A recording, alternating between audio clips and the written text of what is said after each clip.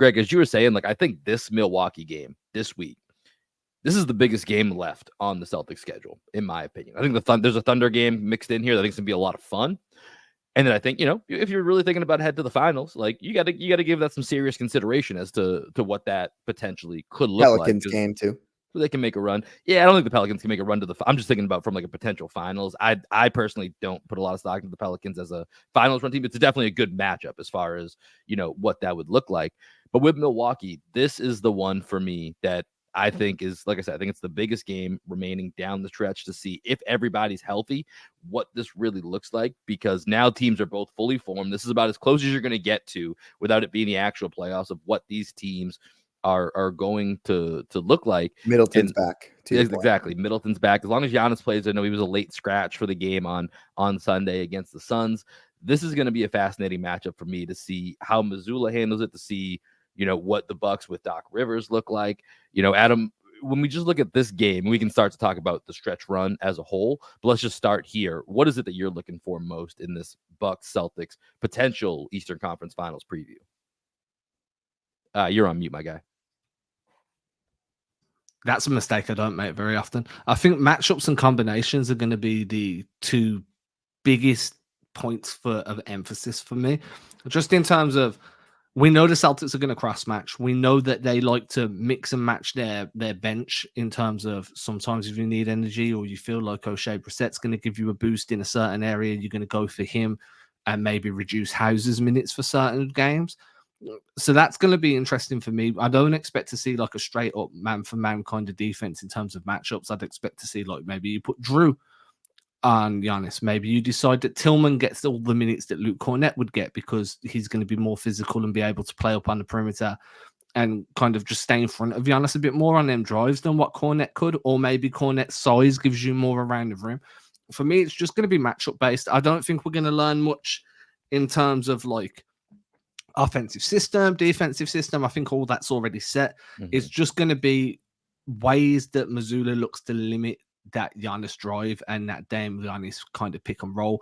Honestly, I think Middleton's not the player he was a few years back. He's still a concern as a floor spacer and a secondary or tertiary scorer, but he's not somebody who I'm like, he's going to be a major swing factor in one game. Over a series, I think he could have one or two games where he pops and he is a swing factor, but just on a one-game basis, it's that Dame Giannis kind of duo, maybe with Brook Lopez thrown in there, that I'm concerned about more.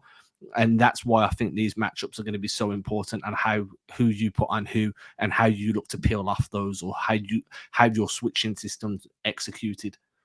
So I want to push back just real quick on one of those points, and that's just the Middleton. I think Middleton's maybe the biggest X factor for me, potentially in the entire even this version conference of Middleton.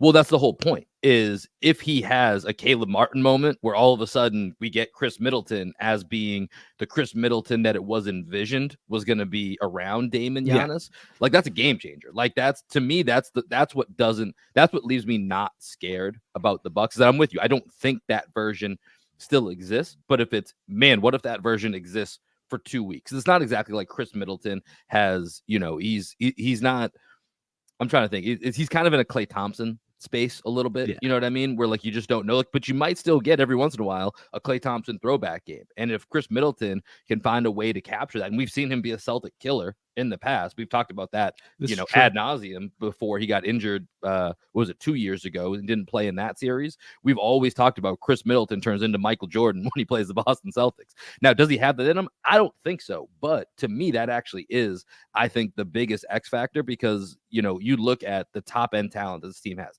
That's the Celtics' biggest advantage series to series, is their top end talent. Milwaukee's one of the few teams that has two guys like Dame and Giannis, even though Dame's not been consistently the Dame that we think of. He's still been good. He's still been, a top tier guy. And so you look at Dame, Giannis, the Jays, and you're like, okay, that's a pretty solid, group of four. But then I think where the valley is right after that. Right now, the Bucks' third best player has probably been Brook Lopez, and it needs to be Khris Middleton, and Middleton needs to be closer to that top four group than he is to the back end of where, Brook Lopez and Al Horford are. And we haven't even talked about Drew Holiday, Derek White, and Kristaps Porzingis for the Celtics. So to me, I actually, and I don't know that he will get back to that, but that is the biggest X factor for me when it comes to Milwaukee Bucks is, can Khris Middleton give you something close to what they were expecting, because he hasn't, at least from anything that I've seen box score wise, me watching a couple of Bucks games this year, it's just not there. But can he recapture it for a 2-week spell? And we're sitting here, throwing our hands in the air like, well, didn't see that coming. So to me, that is the biggest X factor. Well, with Middleton, when you think about peak Middleton a couple of years ago, they were spamming Middleton Giannis pick and rolls in the playoffs, right? That was kind of their bread and butter. You're just not going to get that. And that version of him almost doesn't need to be on the team anymore, because they can go to the Dame and Giannis pick and roll, right? That's going to be their bread and butter come crunch time. So I think like the version of Middleton that they need does not need to be the version of Middleton that they had a couple of years back. So that's kind of the first point. Second point, though, I think is the way you talked about him being a Celtic killer, right? I think part of that comes with confidence. Part of that comes with like the fear that you instill in the defensive players. And last year and this year, when the Celtics look at Khris Middleton now, they look at him as like lunch meat. On both ends of the court. They go right at him on the defensive end, and they get up in his grill on the defensive end, because they don't expect Khris Middleton to have the shake and to have the wiggle to create space anymore. So I think the fear factor of Khris Middleton being a Celtic killer is completely gone from the fan base and also from the players. Even last year, Malcolm Brogdon was all up in his jersey, right? Anytime Khris Middleton did anything, Brogdon was all up in him. He stripped him a whole bunch of times. I think you're going to get a lot of that with Drew Holiday. You're going to get a lot of that with Jaylen Brown. Like this version of Jaylen Brown, if Khris Middleton gets hot, Jaylen's going to be like, dude, I'm locking your ass down. 2 years ago, that was a real debate, right? Khris Middleton or Jaylen Brown. Like, who do we think's the better player? That seems like that's definitely in the rear view at this point. Yeah. So like I'm with Adam here. Like I know you're not saying, Will, that like the version of Middleton right now you're scared of. It's just like what could be if he has the even the Otto Porter moment, like where like Khris Middleton maybe never plays a game of basketball. We've lived through some random stretches of basketball. Look at Andrew Wiggins. Look at Caleb Martin. This seems to follow the Celtics here, that we get the best 2 weeks of basketball out of some players' lives. Right. But I'm with Adam in that, like, I am not worried about Khris Middleton whatsoever. Maybe he'll prove me wrong, but I think Middleton might have 1 or 2 games in a 7-game series where he's effective, but for the most part, I think the Celtics are going to lock that ass down. I mean, I just want to throw in there as well. I think the biggest downfall for Middleton is he's lost a step of burst, and I think that even if you're playing as a catch and shoot guy, you still need to have that extra step of like burst, because defenses need to respect the fact you can attack the closeout. And if they don't feel like you can attack the closeout, they're going to play you right, as Greg said, right in your grill.